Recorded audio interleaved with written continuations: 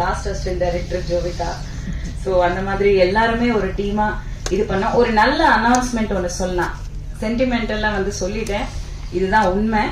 அது என் குழந்தை, ஆகாஷ்க்கும் எனக்கும் பிறந்த குழந்தை தான். ஆனா அவ பேரு Jovika Vijayakumar. Thank you, I wanted to say that.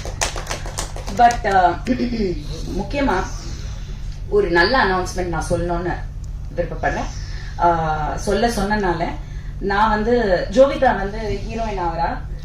So she has signed 2 films. Sumanth art productions, Telugu industry பத்தி தெரிஞ்சவங்களுக்கு எல்லாருக்குமே தெரிஞ்சிருக்கும். ஒக்கடு, வர்ஷம், தேவி இதெல்லாம் தயாரிச்ச மிகப்பெரிய நிறுவனம் Sumanth art productions. Only super hit படங்கள் மட்டும்தான் கொடுத்திருக்காங்க தெலுங்குல. சோ அந்த கம்பெனி வந்து ஜோவிகாவை இன்ட்ரோடியூஸ் பண்றாங்க. 2 படங்கள் சைன் பண்ணிருக்காங்க. ஜூன்ல இருந்து ஷூட்டிங் ஆரம்பிக்குது.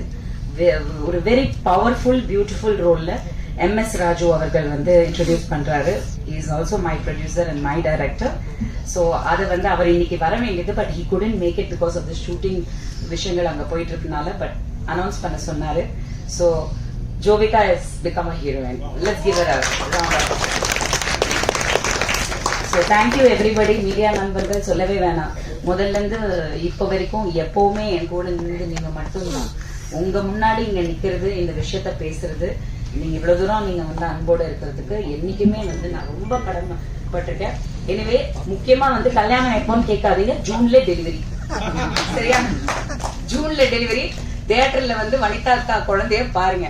அந்த குழந்தை யாருன்றத பாருங்க. தேங்க்யூ.